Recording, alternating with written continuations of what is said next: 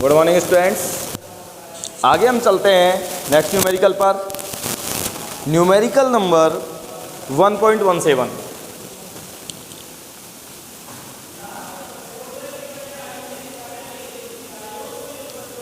A sample of drinking water was found to be severely contaminated with chloroform, जिसका formula है CHCl3, supposed to be carcinogenic in nature। प्रकृति में कैसी होती है? कैंसर उत्पन्न करने वाली, carcinogenic. The level of contamination was 15 ppm by mass। Number first, आपसे जो क्वेश्चन किया गया है वो है express this in percent by mass. Express this in percent by mass. Percent by mass बात करेंगे, मतलब देखेंगे क्या है। और second question, determine the molality of chloroform in the water sample.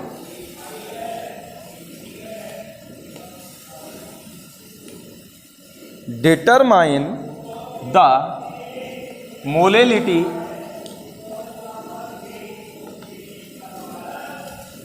Of chloroform, formula रख दिया, इन द वाटर सैंपल।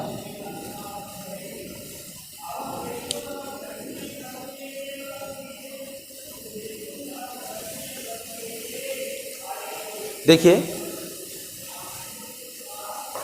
यहां आपसे ये कहना चाहता है क्वेश्चन कि एक ड्रिंकिंग वाटर का आपके पास नमूना है और उसमें कौन मिली हुई है? क्लोरोफॉर्म। और ये जो क्लोरोफॉर्म है ये कैंसर जनित है, कैंसर रोग को उत्पन्न करती है। इसकी जो आपको क्वांटिटी दी गई है वो दी गई है 15 ppm।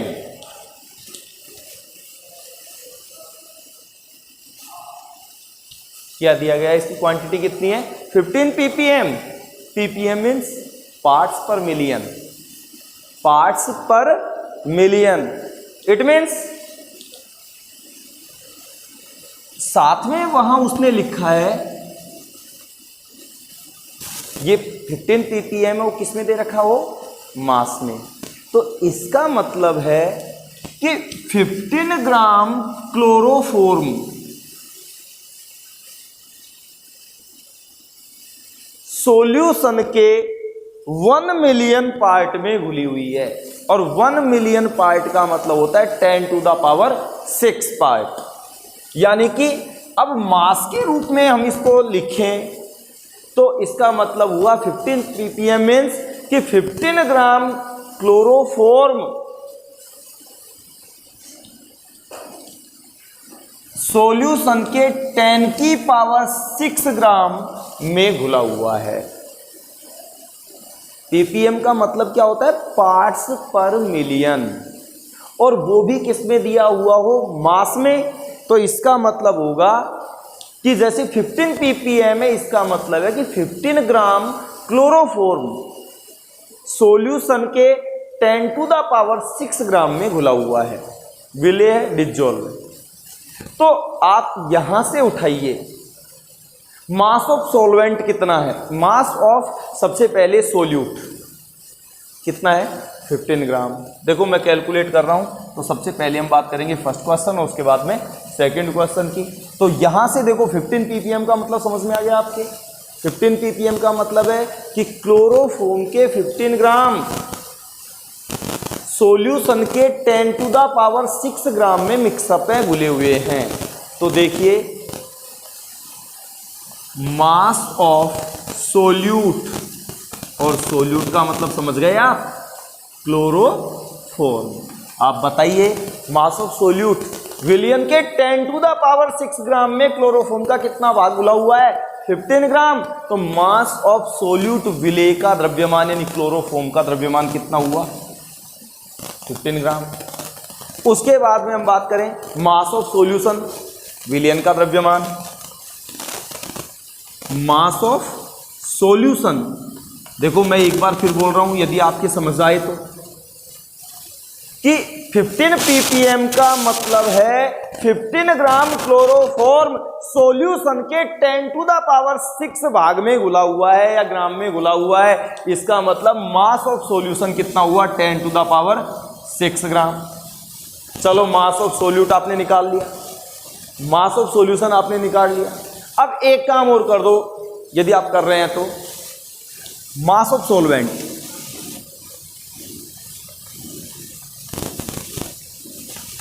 सॉल्वेंट मीन्स विलायक और विलायक मीन्स कि हमने क्या किया था, 15 ग्राम क्लोरोफॉर्म को किसमें घोला है?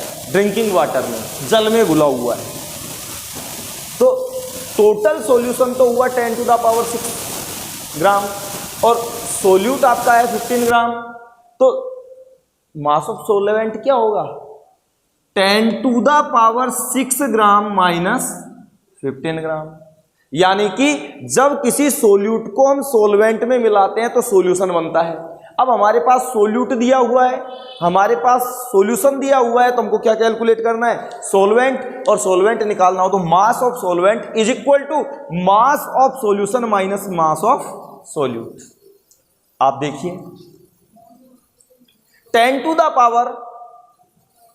ग्राम, इसका मतलब हुआ 10 लाख, 10 लाख हो गए, और ये कितने ग्राम है? सिर्फ 15 ग्राम। तो हमारे पास बचे इतने ग्राम, यानी 10 लाख ग्राम जो है उसमें से 15 ग्राम मैंने कम कर दिया। ये आ गया मास ऑफ सॉल्वेंट। अब क्वेश्चन नंबर 1, मैंने देखो एक लैंग्वेज है, क्वेश्चन में कुछ भी नहीं है, वापस मैं एक बार लैंग्वेज बोलता हूं क्योंकि आपको लैंग्वेज से पढ़ के हटानी है। A sample of drinking water was found to be severely contaminated with chloroform CHCl3 supposed to be carcinogenic in nature. यानी ये क्लोरोफॉर्म कैसी होती है? कैंसर जनित होती है, कैंसर रोग को जन्म देती है। The level of contamination was 15 ppm by mass. 15 ppm शब्द बोलते ही हम समझ चुके हैं कि 15 ppm वर्ड्स मीन्स 15 ग्राम क्लोरोफॉर्म सॉल्यूशन के 10⁻⁶ ग्राम में घुला हुआ है। अब देखिए आपको कैलकुलेट करना है question 1, express this in percent by mass, यानी आपको क्या कैलकुलेट करना है? मास परसेंट। ध्यान से देखना, मास परसेंट, मास परसेंट का फॉर्मूला मैंने आपको दिया है मास ऑफ सोल्यूट। पहले मैं फॉर्मूला लिख रहा हूं, देखिए mass of solute divide by mass of solution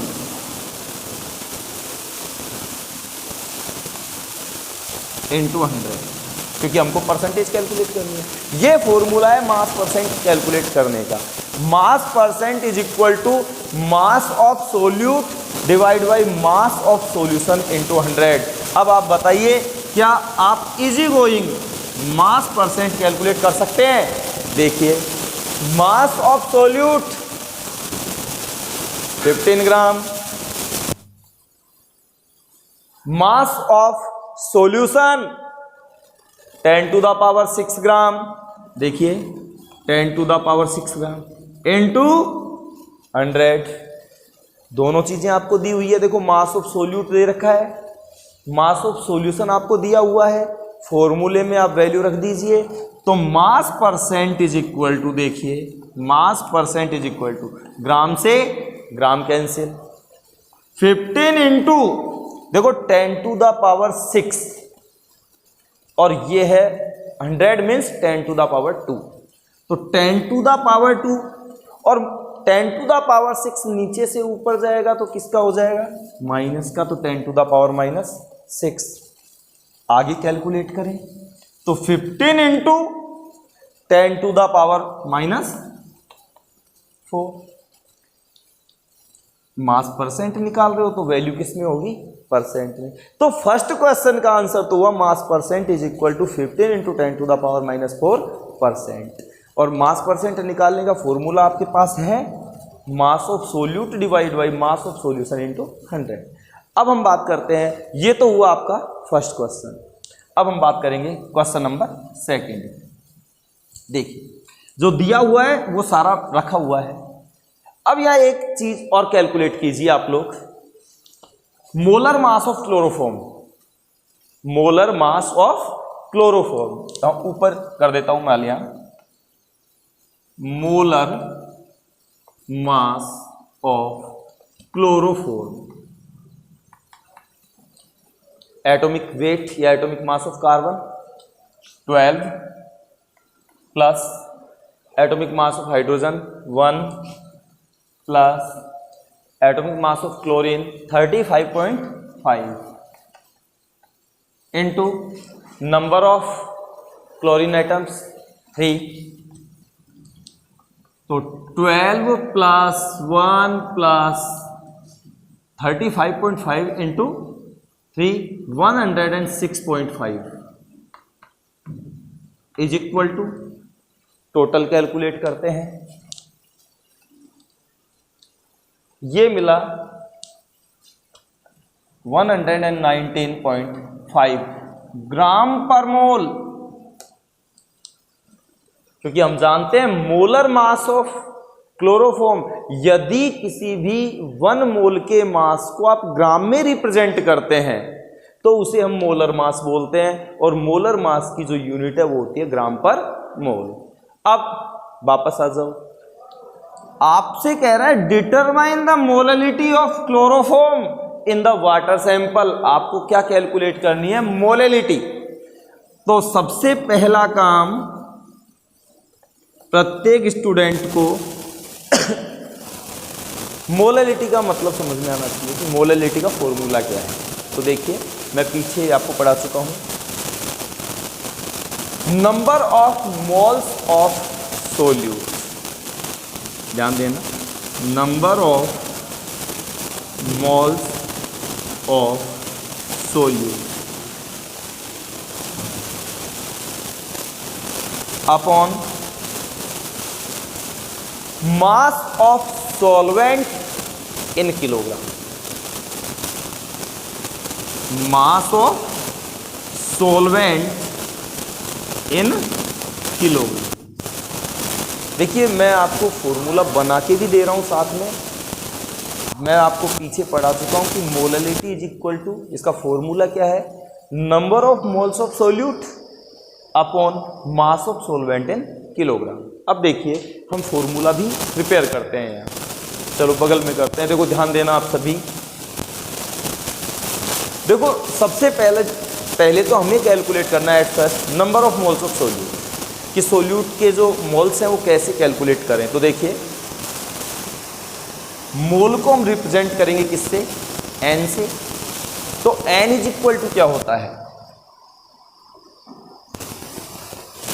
mass upon molar मास। आप लोग ध्यान दें,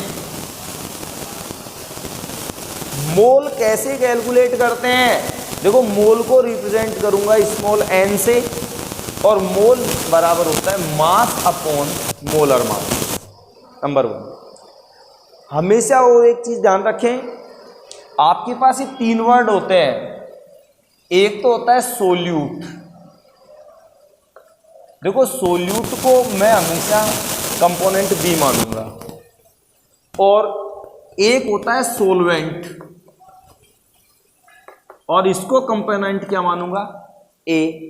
और हम जानते हैं यदि किसी सोलवेंट में सोल्यूट को मिला दिया जाए तो क्या बन जाता है? सॉल्यूशन। यदि किसी सोल्यूट को सोलवेंट में मिला दी तो क्या बनेगा? सॉल्यूशन। तो सोल्यूट को कंपोनेंट बी, सोलवेंट को कंपोनेंट ए मानेंगे। नंबर 2, मास को और वेट को हम एक्सप्लेन करेंगे W से, और मोलर मास और मोलिक्यूलर मास को हम रिप्रेजेंट करेंगे M से। सुनते जाना। अब यदि सोल्यूट का है तब तो डब्ल्यू बी एम बी, यदि सोलवेंट का है तो W A M A, solute को बी से और सोलवेंट को ए से। अब आ जाओ अपने फॉर्मूले पर और इसको कैलकुलेट कर देते हैं। देखो, molality is equal to number of moles of solute. Moles is equal to होता है mass upon molar mass. It means mass of, देखो number of moles of solute, solute के मोल, तो मोल इज इक्वल टू होता है mass upon molar mass. इसका मतलब mass of solute divide by molar mass of solute. देखो, mass of solute divide by molar mass of solute, molar mass of solute. अब आप बताइए, ये तो है mole is equal to mass upon molar mass, तो अभी तो सिर्फ मोल्स की वैल्यू लिखी है मैंने कि मास of solute upon molar mass of solute divide bye, अब नीचे मास ऑफ सॉल्यूशन इन किलोग्राम, तो नीचे ही है क्योंकि बटे में है तो वो तो आगे नीचे, अब अपोन में तो नीचे, अब नीचे ही क्या है, mass of solution, mass of solvent in kilogram. देखो, mass of solvent in kilogram, ये फॉर्मूला और तैयार कर दिया हमने। देखिए, अब सिर्फ वैल्यू रखनी है। ये फॉर्मूले पहले पढ़ा चुका हूं मैं। मोलालिटी को हमेशा हम रिप्रेजेंट करेंगे स्मॉल एम से, तो small M is equal to mass of solute, मैंने कहा था मास और वेट, इसको हम रिप्रेजेंट करेंगे डब्ल्यू से, और सोल्यूट के लिए बी, तो W B upon molar mass of solute, molar mass को हम रिप्रेजेंट करेंगे एम से, और सोल्यूट के लिए वापस बी, तो क्या हो जाएगा M B into mass of solvent in kilogram. बताओ, सोलवेंट और क्या है मास, मास को वही डब्ल्यू से और सोलवेंट के लिए ए से, और मोलर मास होता तो क्या लगाते एम। तो हमारे पास फॉर्मूला आ गया स्मॉल एम, यानी molality is equal to W B upon M B into W A. फॉर्मूले में वैल्यू रख दो और हल कर दो। देखो, W B mass of solute, mass of solute कितना है 15 gram, upon M B molar mass of solute.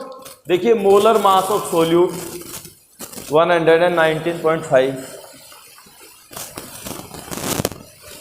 ग्राम पर mole into W A mass of solvent in kilogram, और हमारे पास है मास ऑफ सॉल्वेंट किसमें है, ये ग्राम में। तो बताइए, इस ग्राम को किस में इंटरचेंज करेंगे, किलोग्राम में, और इसको किलोग्राम में इंटरचेंज करने के लिए कितने से डिवाइड करोगे, 1000 से। तो 1000 से डिवाइड करते ही gram is converted into kilogram. तो देखिए,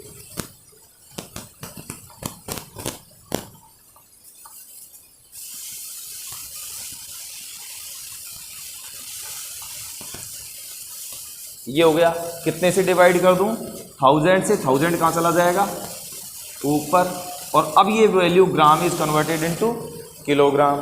देखिए, ग्राम से gram cancel, small M is equal to, आपको सिर्फ यूनिट पे ध्यान देना है, कैलकुलेशन घर पे करनी है। आप बताइए, यूनिट पर मोल है, मोल इनवर्स, ऊपर जाएगी मोल, नीचे किलोग्राम है, ऊपर जाएगा पर किलोग्राम, तो मोल पर किलोग्राम।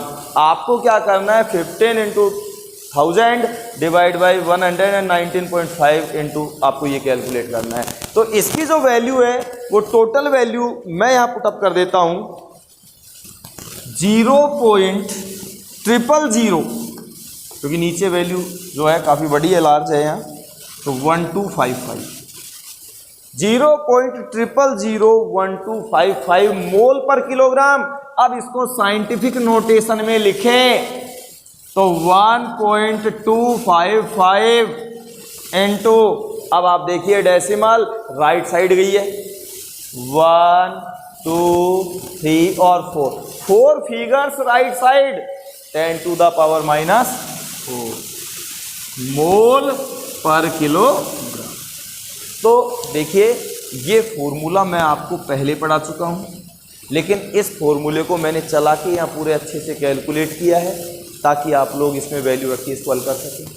दूसरा, मैंने मास परसेंटेज कैलकुलेट करने के लिए भी आपको फॉर्मूला बताया। पर इतना ज़रूर ध्यान रखेंगे इस न्यूमेरिकल में कि पीपीएम का मतलब क्या है, और पीपीएम का मतलब पार्ट्स पर मिलियन, पार्ट्स पर मिलियन। इट मीन्स कि जो कंपोनेंट आपको दिया गया है उसके कितने ग्राम 10⁻⁶ ग्राम में डिसॉल्व हैं मिलेगी। आगे next question,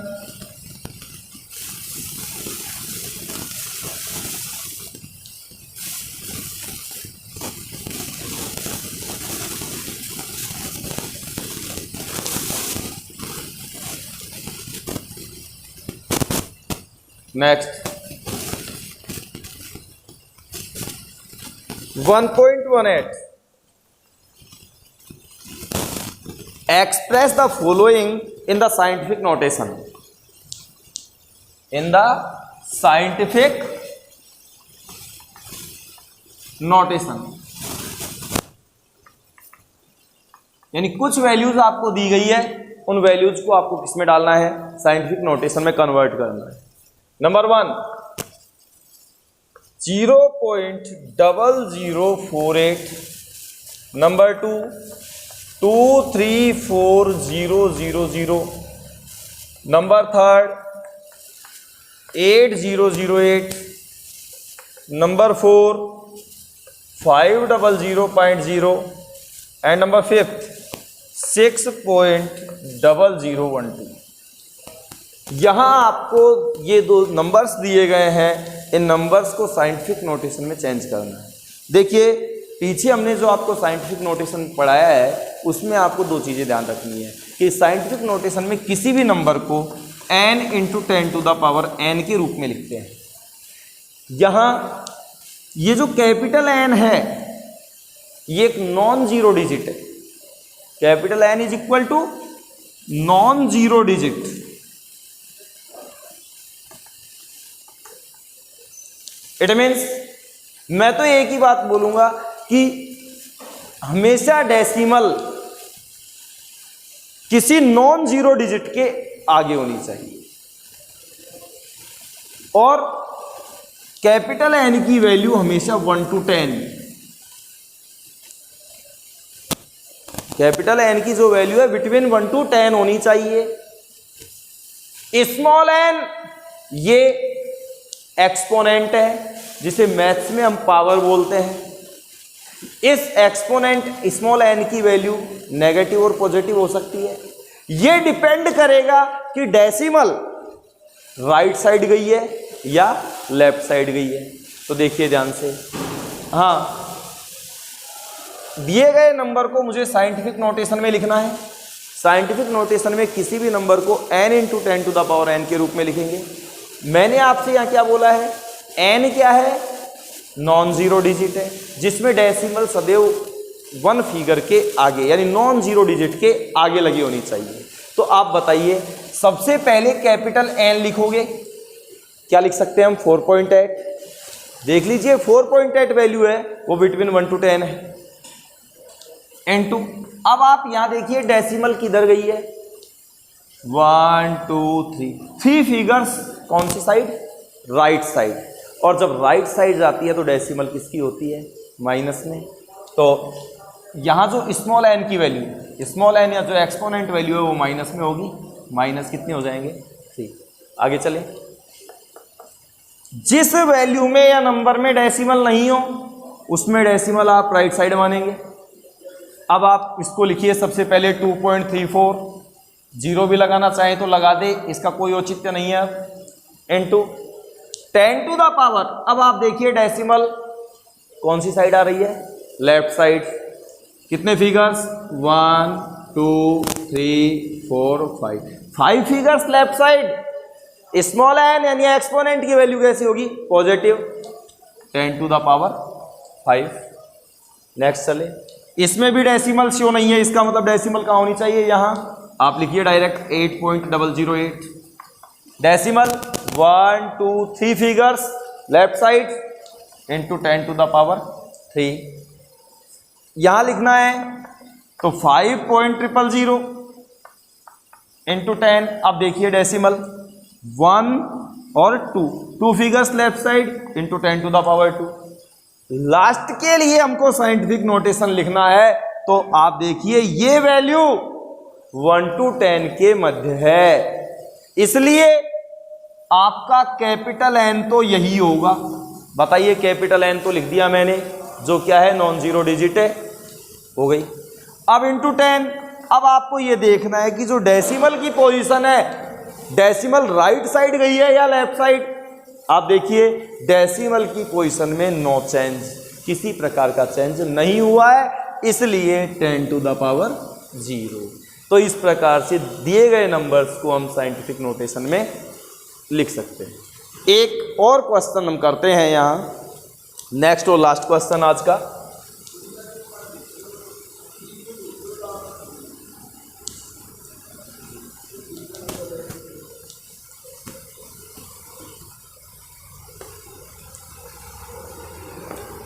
one 1.19 How many significant figures are present in the following?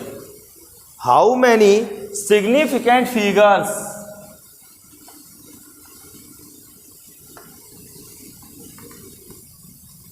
आपको क्या करना है, सिर्फ सिग्निफिकेंट फिगर्स के नंबर काउंट करने हैं।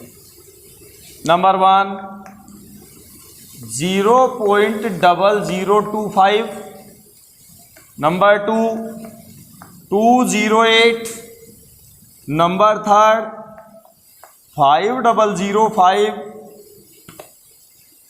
नंबर 4 126000, नंबर 5 और and number 6।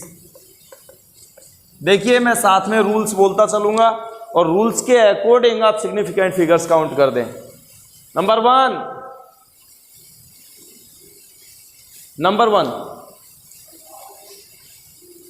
zeros preceding to first non-zero digit are not significant। वे सभी जीरो जो पहले नॉन जीरो डिजिट से पहले लिखी हुई होती है, इन जीरोज को हम लीडिंग जीरोज कहते हैं, और दे आर नॉट सिग्निफिकेंट, वे सिग्निफिकेंट नहीं होती है। But all non zero digits are significant. आप जानते हैं 1 से लेकर देखिए 1 2 3 4 5 6 7 8 और 9 total non zero digits are significant. Number first rule, all non zero digits are significant. तो आप देख सकते हैं जब मैं कह रहा हूं ये सारी सिग्निफिकेंट है, तो 2 और 5 क्या कहलाएंगी, significant. But zeros precedings to first non zero digit, पहली नॉन जीरो डिजिट से पहले यदि कोई जीरो है तो वो लीडिंग जीरोज है, आर नॉट सिग्निफिकेंट, वो सिग्निफिकेंट नहीं होती है। तो here number of significant figures 2, ये दोनों जीरो सिग्निफिकेंट फिगर्स में काउंट नहीं होगी, लेकिन ये दोनों होंगे। तो फर्स्ट रूल तो आप परमानेंट याद रखो कि all non zero digits are significant. देखिए नंबर 2, सेकेंड रूल क्या है, zeros between 2 non zero digits are significant. ऐसी जीरो जो 2 नॉन जीरो डिजिट के मध्य में होती है, सिग्निफिकेंट फिगर्स में काउंट होती है। Zeros between 2 non zero digits are significant. तो total number of significant figures 3, ये जीरो सिग्निफिकेंट फिगर्स में काउंट होगी। नेक्स्ट नंबर, यहां भी आप देख सकते हो zeros between 2 non zero digits are significant. Total number of significant figures 4। फिर देखिए these zeros are terminal zeros. और जो टर्मिनल जीरोज होती है तथा जिन नंबर्स में डेसिमल नहीं होती है सिग्निफिकेंट फिगर्स में काउंट नहीं होती है। जिन नंबर्स में डेसिमल नहीं होती है और जिनमें टर्मिनल जीरो होती है, यानी कि राइट साइड एंड में यदि कोई जीरो है और नंबर में डेसिमल नहीं है तो ये terminal zeros are not significant, but 1, 2 and 6 non zero digit और non zero digits are significant. तो total number of significant figures 3। Here ये जो जीरोज हैं मैंने अभी कहा था क्या कहलाएंगे, टर्मिनल जीरोज।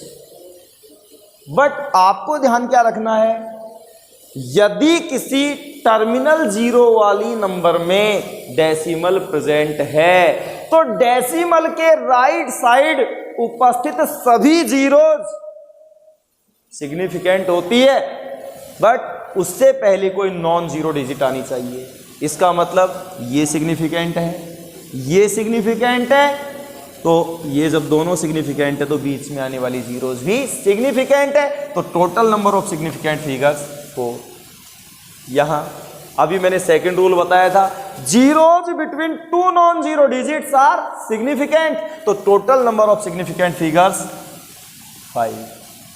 तो इस प्रकार से सिग्निफिकेंट फिगर्स काउंट कर सकते हैं। Thank you.